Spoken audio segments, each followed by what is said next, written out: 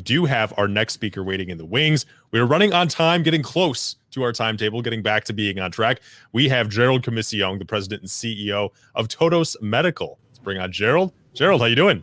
I'm doing doing well, thank you. Thank you for Absolutely. Hey, Gerald, pleasure to have you here. I actually had a conversation with you a couple of days ago. We were able to speak pretty recently about some news that you guys had related in the industry.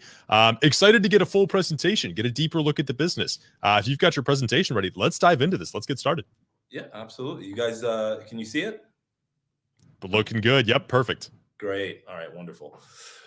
So just getting into Todos Medical, we're a company that's been focused really on diagnostics since the company began in the area of cancer and Alzheimer's. However, being an Israel-founded company, we were very early on getting focused on COVID. Last year, we got into PCR testing with our U.S. affiliate, and then we also got into recently neutralizing antibody testing, and I'll talk about those a little later on in the presentation. But really, the key thing that we got involved in is the development around diagnostics and therapeutics in the 3CL protease space. And I'll talk about that momentarily. So we have a COVID-19 antiviral. It's in a phase 2 clinical trial in hospitalized COVID-19 patients. And we have significant differentiation from other products in development up and down from pre-symptomatic all the way through hospitalized. And I'll talk about the utility of Tolovid there. We have dietary supplement product, Tolovid, which is currently on sale. And then we have our proprietary test and our PCR testing. Our intent is really to use these novel technology platforms to have a competitive advantage and be able to start to distribute our products through our various channels. So getting into really the meat of the agenda, we're going to focus mostly on Tolovid, as we do have a phase 2 interim data readout upcoming later on this quarter. So with regards to COVID, we know that very early on, the U.S. national strategy relied on herd immunity. While the administration's changed, it seems as though most of the people actually leading that effort have remained the same. And the focus is still on vaccination and on achieving herd immunity. We know there have been over 400 million doses of vaccine given in the U.S. 191 million people are quote unquote fully vaccinated. We can talk about what that means later on when we discuss CPAS. And we know that, overall worldwide, the vaccination campaign is picking up steam as more and more countries get vaccinated. With that being said, there is still significant vaccine hesitancy in the U.S. with over 40% of the population that's not fully vaccinated.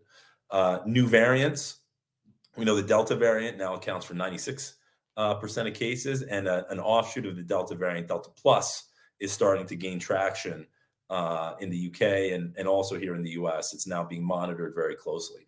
The problem, of course, with vaccination as it relates to these more virulent variants is that there's not enough concentration of antibodies as the vaccines wane in order to overcome the challenge from highly virulent variants. Over 16 million people over the age of 80. We know already from the initial vaccination campaign do not develop immunity conveying neutralizing antibodies after full vaccination. And we know that immunocompromised people also have very significant risk associated with COVID due to their inability to produce an immune response. So the next phase, and the government has basically acknowledged this, the next phase in this is really to go after therapeutics. So with that, oral antivirals are really beginning to take center stage. We see that Pfizer is in the development of a phase 2/3 oral antiviral that's targeting the 3CL protease. And we also are targeting the 3CL protease with our drug candidate, Tolovid. Looking at how we compare, if you look at Merck, who recently announced some interim phase 3 data, and they have an upcoming AdCom committee on November 3rd, they are using an RNA mutagenesis pathway. They failed in the hospital setting. They have challenges based on some statements from partners in India in the moderate setting. So really the target population for this group is mild COVID-19. We now are looking at Pfizer. They have 3CL protease inhibitor. They do not have an anti-cytokine activity. That's incorrect. They do have an immune sensitization activity. And then we have our pill, Tolovid, which does have a 3-cell protease activity, an anti-cytokine activity, and an immune sensitization activity. We did see that an article was published on Benzinga earlier today, talking about these mechanisms and really why the likelihood is that Tolovid may have benefit later on in the disease because of really complementary mechanisms of viral replication inhibition, immune sensitization through this NEMO pathway, which we'll talk about, and then obviously the anti-cytokine, which is really where we see help later on in the disease process once the viral phase is no longer the driver of clinical symptoms. And really what came out this week earlier in Nature Neuroscience is this rationalization of what we've been seeing with regards to immune response in response to the ingredients involved in Tolovid. We've seen for some time that there's an elevated immune response post taking the ingredients associated with Tolovid in response to a COVID challenge. It seems as though antibodies come up earlier and they come up more robustly to COVID-19 with people who are taking the ingredients associated with Tolovid. And in the earlier Tolovid trials. And what we're now understanding is that this is the result of the blockage of the 3-cell protease, because the 3-cell protease actually cleaves the cellular alarm system that triggers peripheral immune response. So the 3-cell protease not only is critical for cutting the virus and allowing the virus to have multiple pieces of itself exit the cell. It also is responsible for turning off the cell's alarm mechanism. So basically the alarm system, the cell has to upregulate antibodies and trigger an immune response is downregulated by the 3-cell protease. And this is now explaining why we see a delayed immune response in many people. By the time we figure out that you start to get symptomatic and that you have COVID, there's already so much virus that has produced it, especially with the Delta variant and Delta plus. And this can be explained by this NEMO mechanism. And then additionally to that, we have an anti-cytokine mechanism, which really dampens down a lot of the hyperimmune response that is responsible for hospitalizations and the associated challenges thereof. So again, that's mechanistic data that rationalizes some of the things that we've seen in the clinic. We did an observational study in 32 patients. We looked at comparative patients who came in, as well as we took control population that came in during the same period of time that the Tolovid group was enrolling. They did not receive Tolovid, but they did not receive a placebo, so it was not placebo controlled. However, it was very comparable. What we saw, of course, is a reduction in the mean time in the hospital by over 25%. We saw, obviously, a significant reduction in deaths. We went from 0 deaths in the Tolovid group versus 23% in the observed group. Obviously, no one deteriorated to needing a respirator in the Tolovid group versus 3 who needed so in the observation group. CRP levels, reduction of 50% or more occurred in almost half the patients in the Tolovid group, and it occurred in less than 10% of the patients in the observed group. This observational efficacy data is now coupled with over 5,000 subjects who have received the ingredients associated with Tolovid and who have reported that they've had no significant adverse events as a result of taking it, including chronic use. So we feel as though this really sets the stage for the utility of Tolovid in hospitalized patients to obviously keep them alive, to stop them from going on the respirator, to reduce their time in the hospital, and to have better outcomes and to feel better. We believe this may have impact, and we need to follow up on this now in light of some of this endothelial cell data, understand whether this can improve the longer-term symptoms and reduce long-haul COVID, or help improve the symptoms associated with those who already have long-haul COVID. And that's something now that we have more data on this that we're definitely pursuing.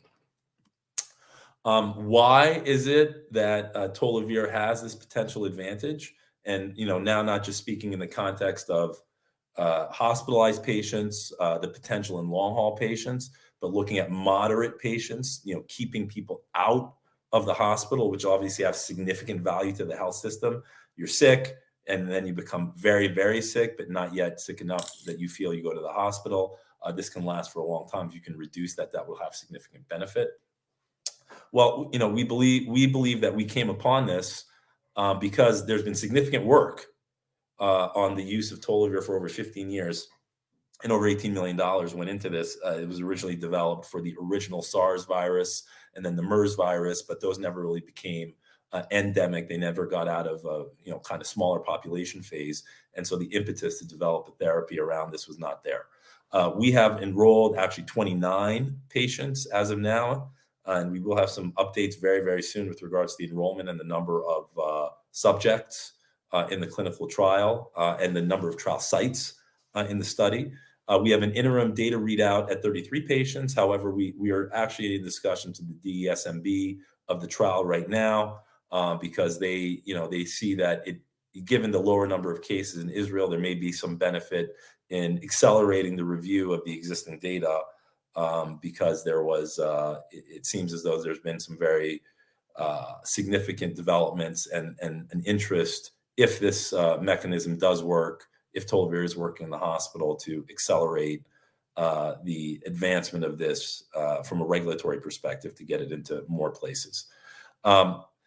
We do know that remdesivir does not have very strong data in the hospitalized setting, and we have not seen other groups out there developing products in the hospitalized setting with significant success. And so we believe Tolovid really is potentially extremely well positioned, as Pfizer is not going after the hospitalized setting. We know Adamis is, and so they have a dual mechanism as well, but not the 3CL. They do have an anti-cytokine. And so, between us and them, we think those are really the main players in terms of what's coming next on the hospitalized setting. And as mentioned, we are looking at outpatient setting for phase 2-3 clinical trials. There, we've been talking about a number of settings, but we do see significant challenges for others that are experiencing in the moderate setting. So probably the next stage for us outside of the hospitalized setting will be moderate, and potentially also in pediatric, given the very, very strong safety profile we have. We've given this to, pediatric patients have taken the ingredients associated with Tolovid, and there have not been any adverse events. So looking now at the next product that we have that's actually on the market today, we have Tolovid, which is made up of lower concentration of some of the same ingredients associated with Tolovid. We make no therapeutic claims with regards to Tolovid, so we are not saying in any way, shape, or form that Tolovid can treat COVID. We do have the exclusive distribution rights with our joint venture partner, NLC Pharma, who we're also joint ventured with on Tolovid. We received the first certificate of free sale for the ingredients associated with Tolovid in August of 2020. We did a pre-market analysis through the Alchemist Kitchen in New York City. That was successful and allowed us to identify a new dosing regimen that we wanted to go after, which was a 5-day dosing regimen. And we received a certificate of free sale from the FDA in April of 2021 for that product, and we launched it on mytolovid.com. We do have the authorization from the FDA to actually use the claim that Tolovid is a 3CL protease inhibitor, and it's the only known commercial product that we've seen that actually has this claim allowed by the FDA. And we have this available on mytolovid.com, on Amazon, and on Alibaba, where we sell it in bulk. So it's currently available for sale for $199 a bottle. The claims associated with the product are to support and maintain healthy immune function, as well as 3CL protease inhibition. So the first version of Tolovid, we did not have that 3CL protease inhibition claim. That's why it's not on the bottle. The next, as we continued and pursued an additional a dosing regimen with Tolovid daily, which is the second product. The FDA did authorize that, and they grandfathered in the Tolovid original formulation for that protease claim as well. So we have both the immune support and 3CL protease inhibition claim for Tolovid daily. This is a product you take twice a day. This is just to help on a daily basis, help support your immune system. It's currently available on mytolovid.com, on Amazon and Alibaba. We do offer subscription and subscription discounts for this product, and this is to be taken on a daily basis as a dietary supplement. So a 60-pill bottle is enough to last a month. And then finally, we have the bread and butter of the company, what we've been doing previously. We acquired a company this year called Provista Diagnostics that has a CLIA/CAP certified lab in Atlanta, Georgia. Out of that lab, we're doing PCR testing, and we've been ramping significantly our volume in October, getting some more of those institutional relationships and reference agreements because we have significant amounts of automation that allows us to turn around results quite quickly in an automated fashion. We also brought on the CPATH neutralizing antibody test that is getting significant traction now as people are getting further and further out from their full vaccination, quote unquote, and we are seeing waning immunity. The question is, whether or not to get a booster. This can help inform physicians' decisions with regards to whether or not someone can get a booster in combination with other factors that a physician would use to make that decision whether or not to recommend a booster. So this is a high complexity CLIA lab, and we're fully up and functional doing testing at this point. We also built up a distribution business. We use the expertise that we built up at Provista to be able to build a distribution business, and we have now, as a result of that, distributor pricing at Provista, as well as significant volumes of the materials and supplies. So, there's no risk that we're going to run out of necessary products in order to fulfill the demand at the lab. And with that, we're now generating significant revenue. We did $7 million in 2020. We're now, well above that, heading into the teens for 2021. And we expect that to continue to ramp as many labs start to say, we want to go back to our regular testing business, and we're happy to offset COVID. The reason we invested in automation is so that we could offer lower cost for COVID testing and do large volume so we could become attractive on a reference lab basis. And that seems to be bearing out now as we're in discussions now with several labs to kind of take over all their COVID testing, give them, significant economics in the testing business, but really ramp volume. And that's where we see, because of our distributor pricing, having a significant competitive advantage over other reference labs.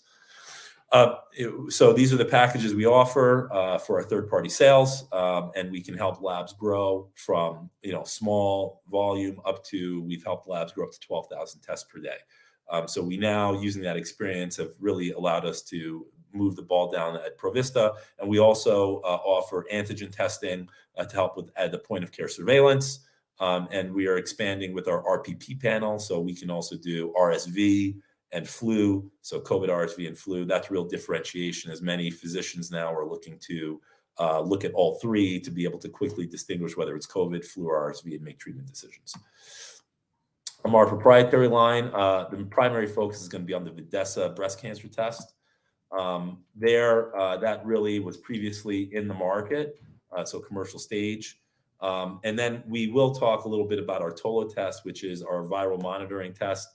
We think this 3CL protease test that we've done with NLC Pharma is potentially a lot more sensitive than PCR because there's 70 3CL protease particles for every one viral particle. This means we can potentially pick up the virus earlier. You can shave a day off finding a positive, which could have a significant impact when you're doing screening.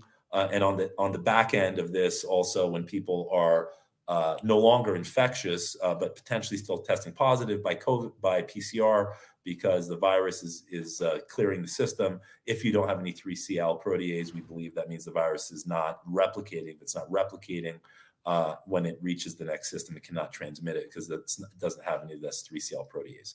And so we believe this is a proxy for infection. We are looking at various ways to bring this to market, both in the hospital setting as well as the point of care setting, in combination with other tools to improve the diagnostic value of both PCR and antigen tests. A little bit about the practical utility of this test. We can see very early that in this community setting, we had a 100% sensitivity and specificity with regards to identifying those who are PCR positive among a fully vaccinated population. So this was, in Israel, this is where we really started to understand the importance of waning immunity, stopping the spread, and then understanding, the concentration of 3-cell protease. This adds significant value as we can identify people within 1 to 2 days of their positive test. Whereas, depending on which PCR you use, you may not have that sensitivity. So adding a 3-cell protease marker could be quite valuable for all these PCR tests that are out there. Then in the breast cancer market for our Videssa test, we're targeting a subset of the mammogram population. This is dense breast. There are about 30 million mammograms in the US. About 40% of women taking these mammograms have dense breast. So a 12 million population of people we're targeting. In this population, women chronically have inconclusive mammogram results, BI-RADS3 and BI-RADS4. The reason for that is there's too much density in their dense breast for it to get a proper image, and therefore they go on to subsequent testing with more focused MRI, ultrasound, and ultimately a biopsy. And that is a very expensive regimen. It adds a lot of anxiety to the patients, and there's significant risk associated with biopsy, infection, et cetera. And so if you can have a blood test follow on a mammogram to really triage patients who really need to be advanced to those additional modalities, that could add significant value. And from a regulatory perspective, we're already seeing that states have passed legislation requiring providers to tell patients that they do have dense breasts, because this is something that became a cash cow for many of these providers. They knew that they were going to get multiple testing and that there was no value of the mammogram. So, as patients are going through this, a blood test could add a lot of value. Got it. And Gerald, I hate to cut you short. We're running a couple of minutes over, so we're going to have to jump on to our next presentation. But we do want to get a copy of this, and we will be giving it to our audience, and we're going to send follow-up questions your way. But we do have to run through. We're starting to run over time, and we got to stick to our schedule, unfortunately. All right. Well, thank you very much. I appreciate it. And if there are any questions, you can connect us at todosmedical.com.